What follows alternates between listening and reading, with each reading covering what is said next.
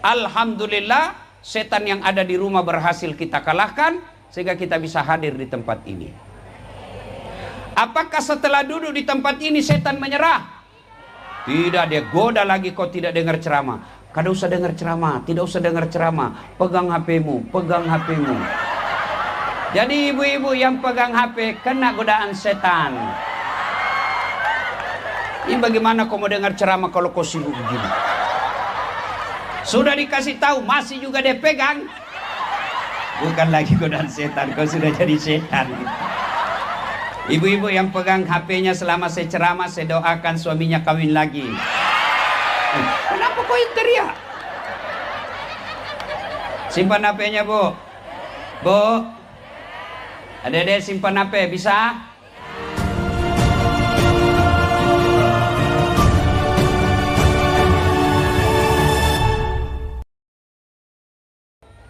Ya ayyuhalladzina amanu dakhulu fis silmi kaffatan wa la tattabi'u khutuwatis syaitan innahu lakum aduwwum mubin.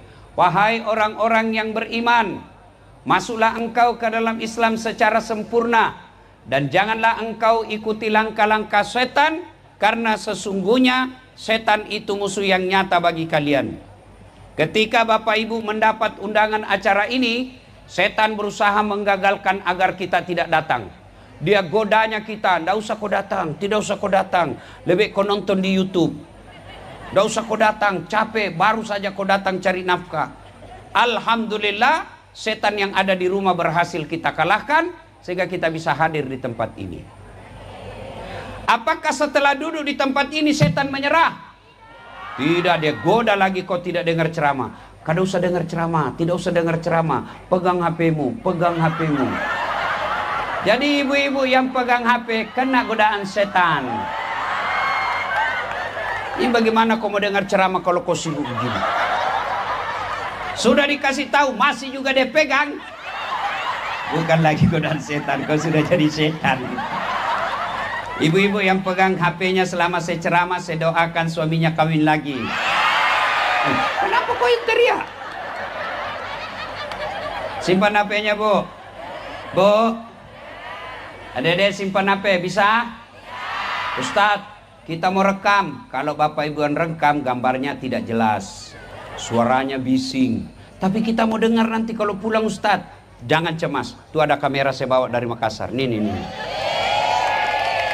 Tapi kau bawa pulang kameramu, Ustadz, don't worry. Nonton YouTube saya, Tablik Akbar Universitas Lambung Mangkurat. Sudah nonton, jangan lupa like and share. Kenapa kau ketawa, Ibu? Daripada kau follow artis. Ayo, adik-adik cowok, apa kau dapat kalau kau follow artis? Apa kau dapat? Habis amalmu. Kelihatan dadanya, kelihatan pahanya. Habis amalmu. Ya, saya heran, artis yang kontennya ndak jelas. Hai guys, kita lagi makan kepiting Alaska guys, harganya 3 juta. Dia kirimi kau. Hai guys, kami lagi di Jepang guys. Dia ajak kau pergi Jepang. Apa gunanya kau nonton konten begitu? Kalau kau konten agama, kau ikuti ulamamu. 1, kau angkat harkat dan martabatnya. 2, kau dapat ilmunya, bisa kau ibadahmu sempurna. 3, kau sebar di grup-grup WhatsAppmu, dapat kau amal jariah. Maka yang belum follow Dasat Latif,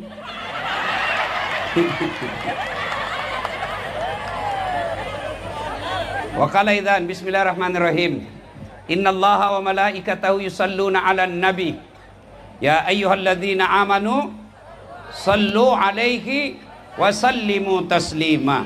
Sesungguhnya Allah dan para malaikatnya berselawat kepada Rasulullah Muhammad sallallahu alaihi wasallam. Maka wahai orang-orang yang beriman, berselawatlah kalian kepada Rasulullah dengan sebaik-baik selawat. Maka saya mau ajak selawat. Boleh? Tanding boleh kada? Boleh? Kita tanding mana lebih kencang suaranya mak-mak dengan bapak-bapak. Boleh ya? Yang merasa jenis kelamin laki-laki diam dulu. Kita dengar dulu ini mak-mak, ras terkuat di bumi. Sen kanan kada belok. Ayo. Ya, laki-laki diam dulu. Kita dengar dulu mak-mak nih. Ayo selawat. Salatullah ala Rasul. Salatullah ala Yasin. Masya Allah, nilainya 9,5. Nah, ibu-ibu diam. Sekarang bapak-bapaknya, ya, ibu-ibu diam ya. Ayo, jangan merasa jenis kelamin laki-laki, jangan mempermalukan jenis kelamin kita. Ayo, ya, ayo. Salatullah. Ulang. Ayo, ayo. Salatullah. Ala Salatullah.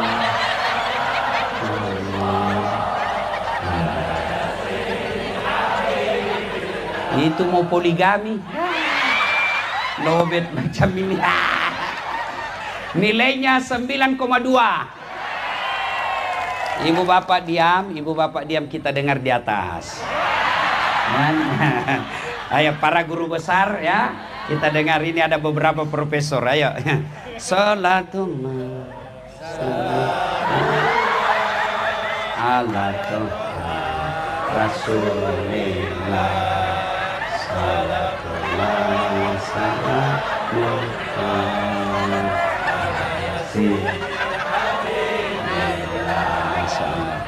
ya. Nilainya 9,9. Beliau yang undang saya, Bu. Ayo kita rame-rame yuk, semua ayo salawat bareng-bareng yuk. Yuk. Ayo. Salatullah salamullah ala toha Rasulillah. Salatullah salamullah ala Yasin. Ala Yasin. Masya Allah. Terima kasih Bapak Ibu saudara-saudara sekalian teristimewa yang mewakili Rektor Universitas Lambung Mangkurat, Bapak Wakil Rektor 3. Ya pokoknya Wakil Rektor.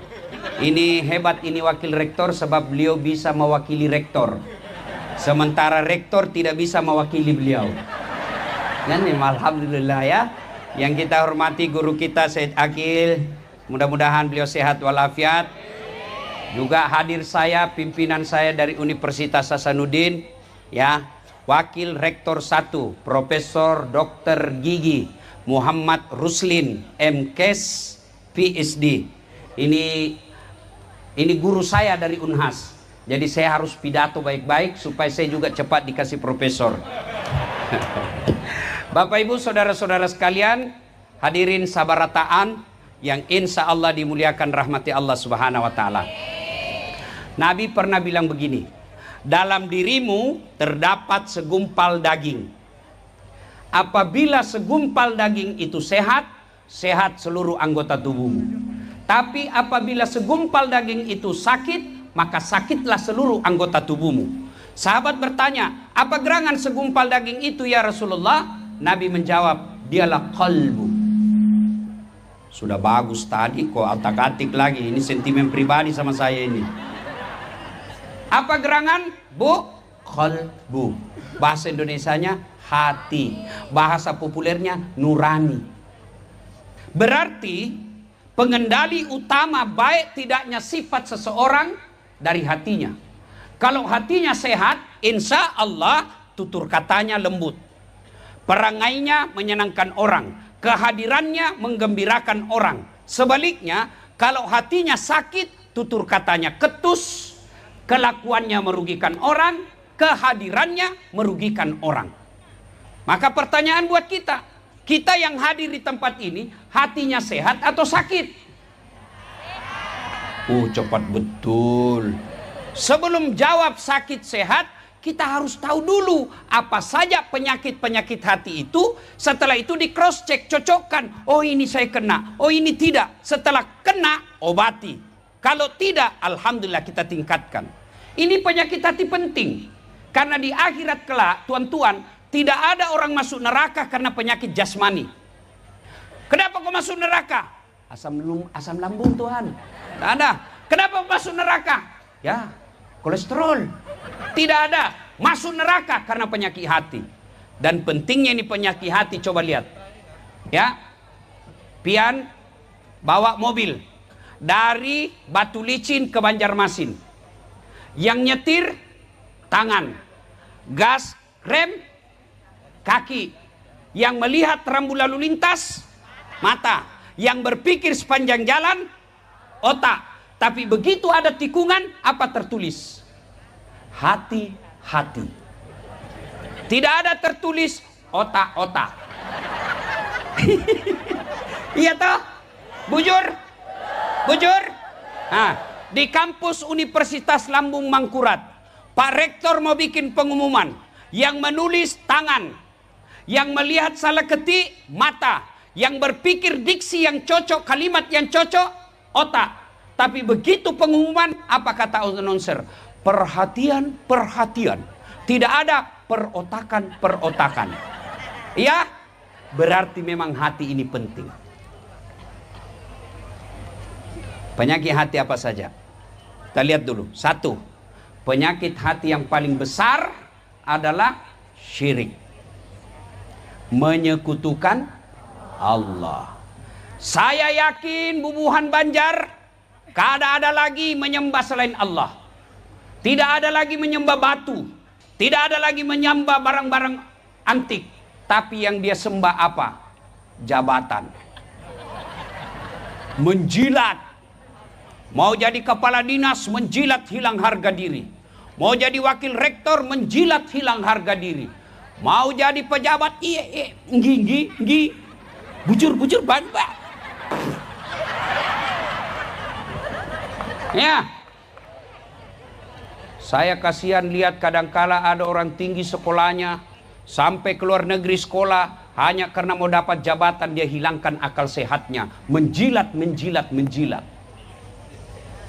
Negara kita ini salah satu sebab hancurnya negara kita kalau pejabat dikelilingi tukang jilat.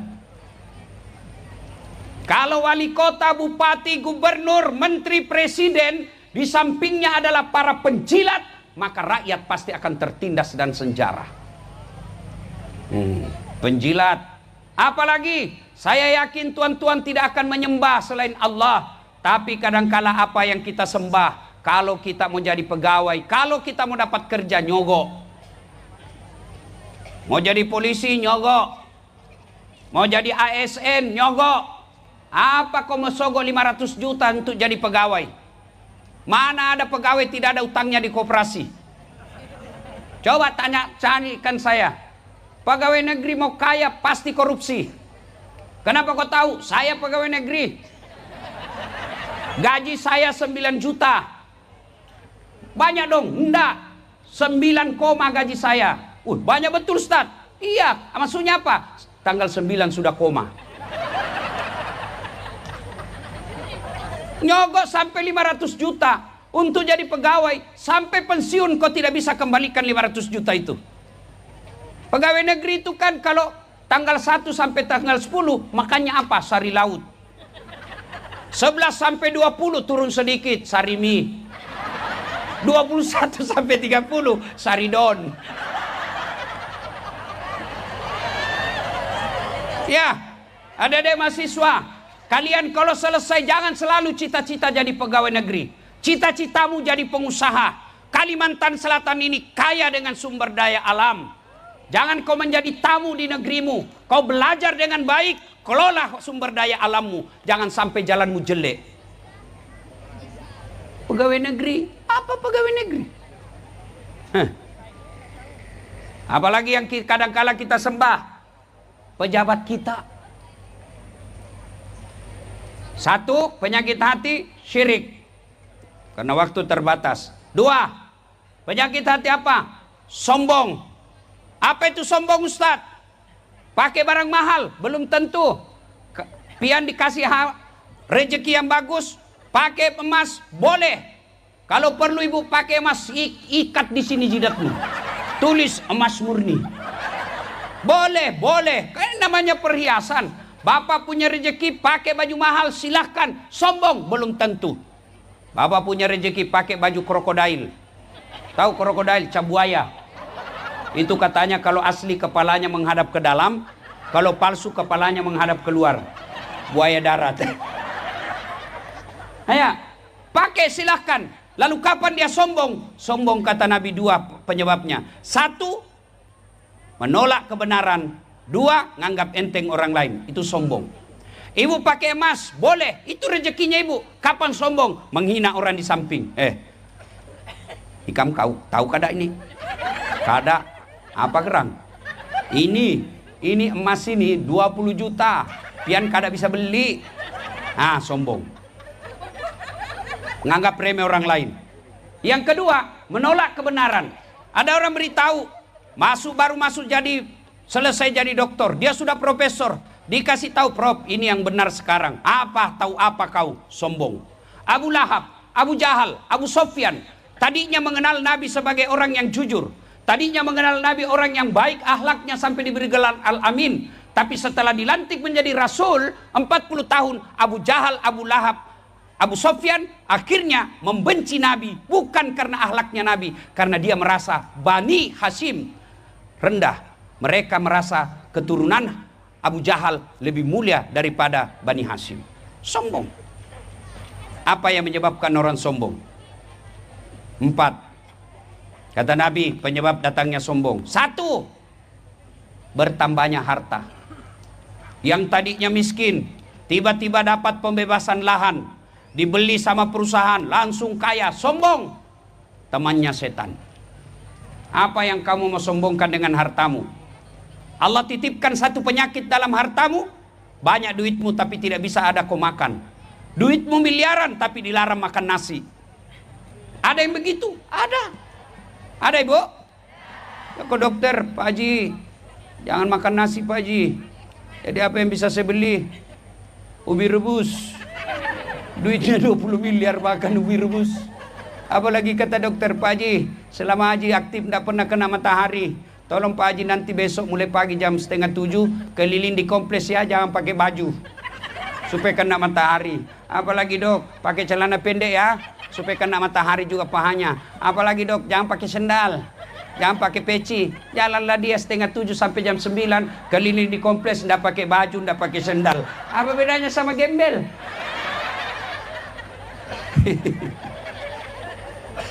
Kaya sombong, temannya setan. Apalagi penyebab datangnya sombong, kata Nabi, bertambahnya ilmu. Bertanya banyak gelarnya, profesor, doktor, SOS, SAG, MSI, PSD. Yang kulihat saya.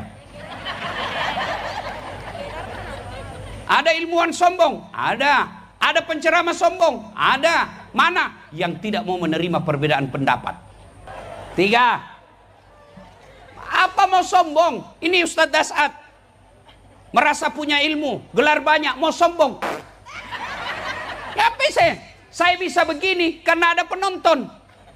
Coba kalau tidak ada penonton saya, biar hebat ilmu saya kalau tidak ada yang nonton. Di sini saya ceramah sendiri, berapi-api 1 jam, tidak ada yang nonton. Lewat Pak Rektor, sudah lama sakit itu Ustadz. Apa kita mau sombongkan dengan ilmu? Wa ma utitu minal ilmi illa qalila, kata Allah. Saya tidak berikan kamu ilmu kecuali sangat sedikit. Adik-adikku yang baru belajar agama, hormati perbedaan pendapat. Kalau kau menganut satu pendapat, namanya manhaj, silahkan kau amalkan, jangan kau hina orang sesama muslim. Kamu mau maulid silahkan, tidak mau maulid silahkan. Tapi jangan saling menghina, jangan saling melecehkan. Kita sama Nabi, sama rukun Islam kita, sama rukun iman kita, sama kiblat kita, sama Ka'bah kita, sama Tuhan kita. Kalau berbicara soal fikih, jangan kau bertanya 4 kali 4 berapa, karena hanya satu choice-nya, hanya 16. Tapi Allah tidak akan menanyamu 4 kali 4. Allah akan tanya 16 kamu dapat dari mana? Boleh saja 15 tambah 1, boleh 17 kurang 1. Yang penting jumlahnya 16.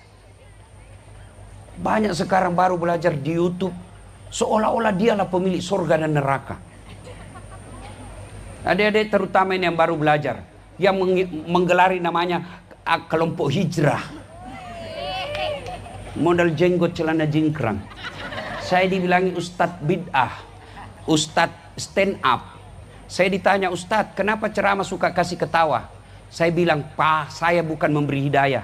Paling tidak saya membuat mereka terhibur supaya mereka tidak mencari maksiat untuk dapat hiburan.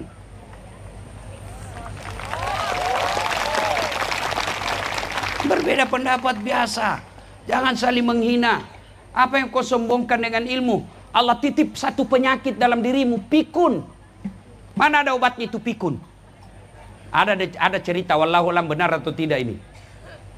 Guru besar, ketika usianya sudah 70 tahun, setiap mau pergi mengajar, diprotes sama istrinya. Pak, biasanya kalau kau mau pergi mengajar, kau cium-cium jidatku. Ini sudah hampir 2 minggu, tidak pernah lagi kau cium jidat saya. Kata dalam hati suaminya, astagfirullah, berarti siapa saya cium selama ini? Ternyata pembantunya dia cium. Apa kau mau sombong? Kalau Allah cabut ilmumu, tidak bisa kau bedakan mana istri, mana pembantu. Jangan juga dicontoh modus. Pura-pura saya kira mamamu nak. Apalagi penyebab datangnya sombong? Bertambahnya popularitas. 4 ini kata Nabi, pemicu datangnya sombong. Tapi paling tidak kalau dia punya 4 ini orang masih maklumi. Kaya, ada jabatannya, gagah, terkenal, tinggi ilmunya. Sombong, orang masih bilang, ya wajarlah dia pejabat, kaya, banyak duitnya, pintar. Tapi kalau sudah bego, jelek, tidak terkenal, miskin, sombong lagi ya. Bukan kau temannya setan, kau sudah jadi setan.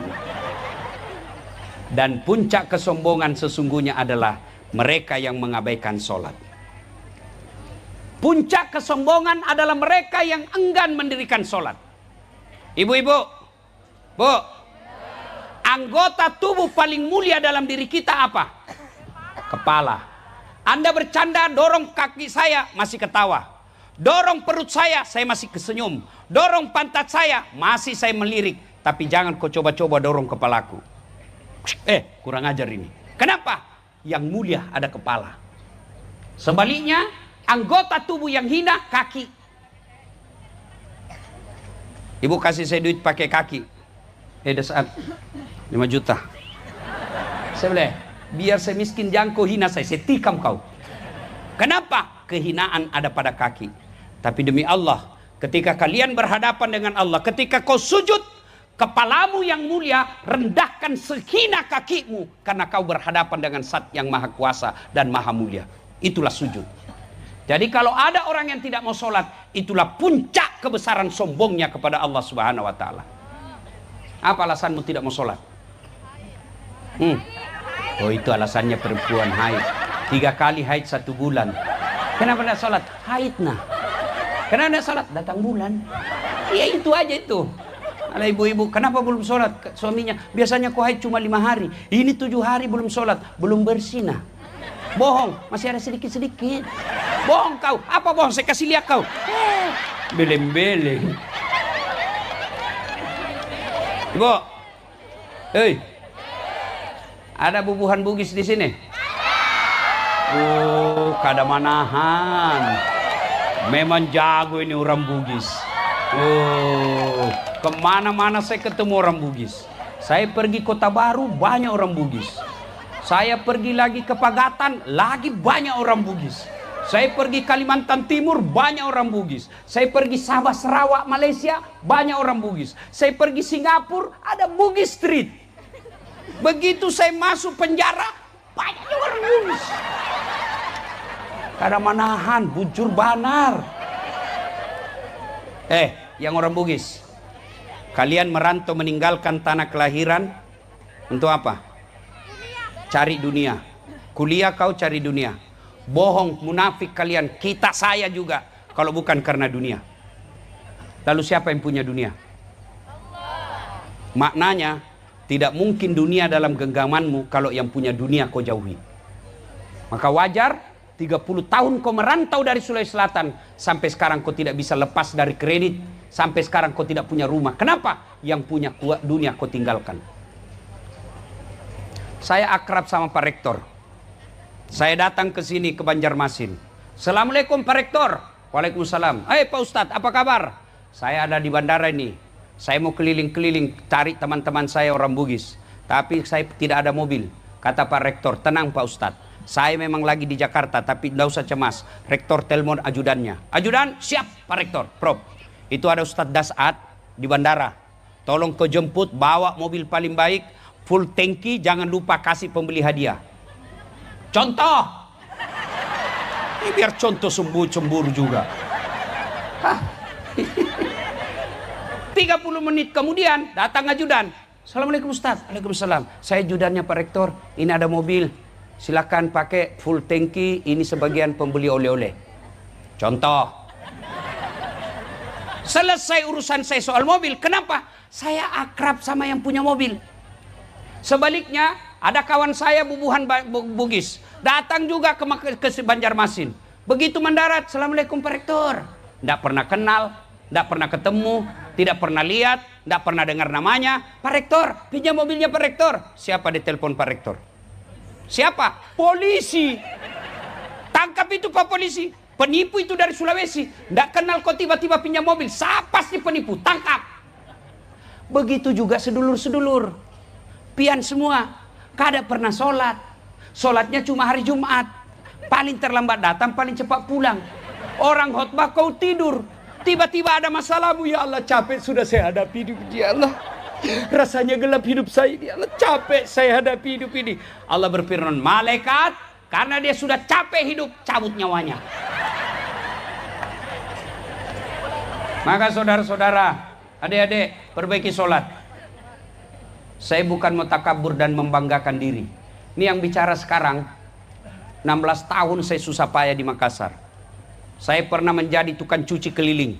Dari Jalan Harimau saya naik sepeda BMX ke kompleks ini Antang. Menjadi tukang cuci hari Ahad. Saya datang mencuci ke keluarga-keluarga saya. Saya cuci pagi hari. Saya tunggu kering. Sudah itu saya setrika. Sore selesai semua saya setrika. Saya naik sepeda lagi dari Antang ke Jalan Beringin, daerah Todopuli, untuk ngajar ngaji keliling. Saya pernah menjadi pegawai catering abal-abal. Bapak Resa orang bau-bau almarhum.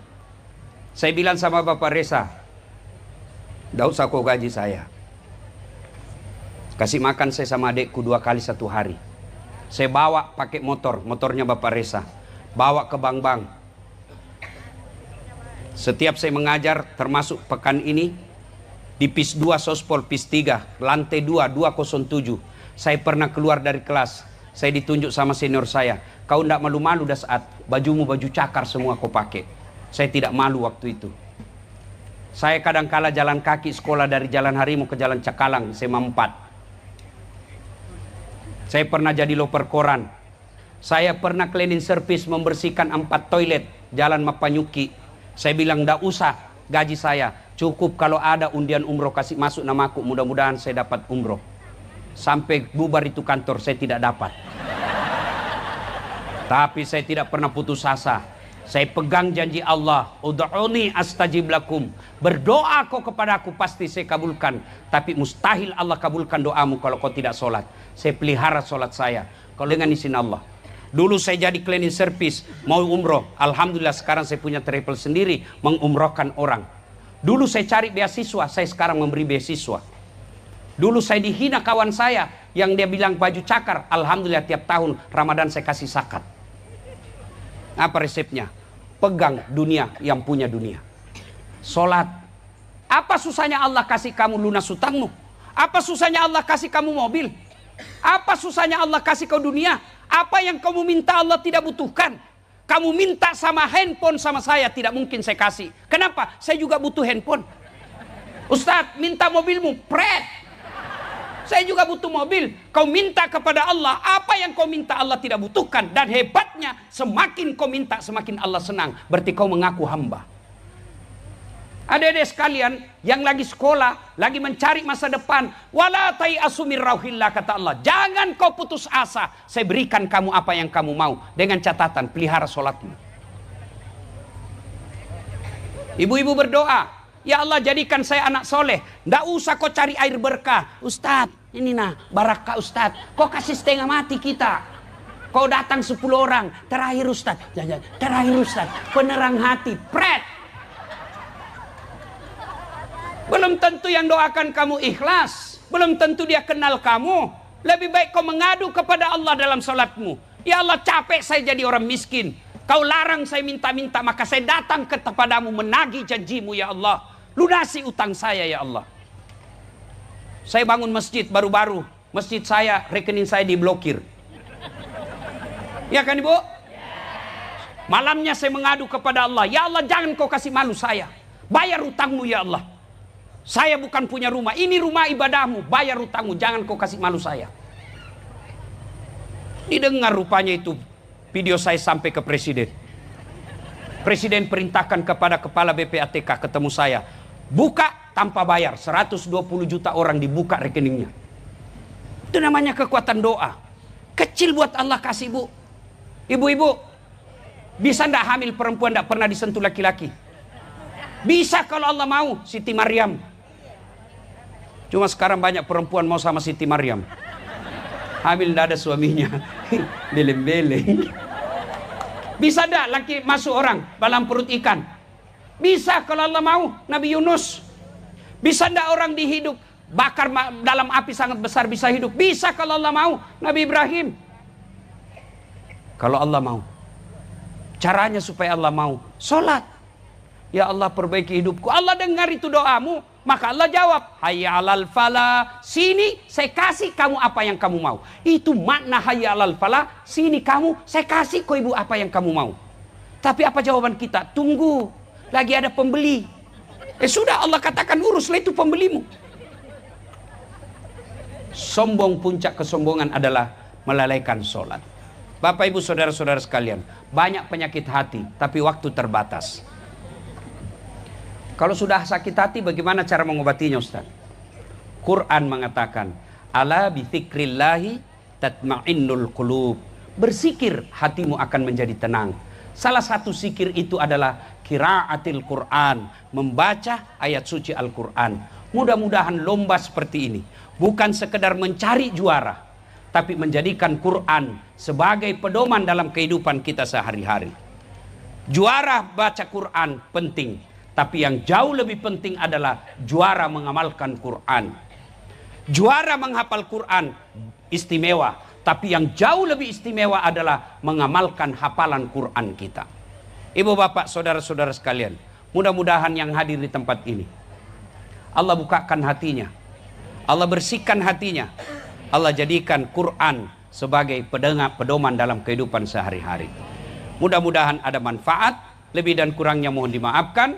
Usikum wa nafsi bitaqwallah. Fastabiqul khairat. Assalamualaikum warahmatullahi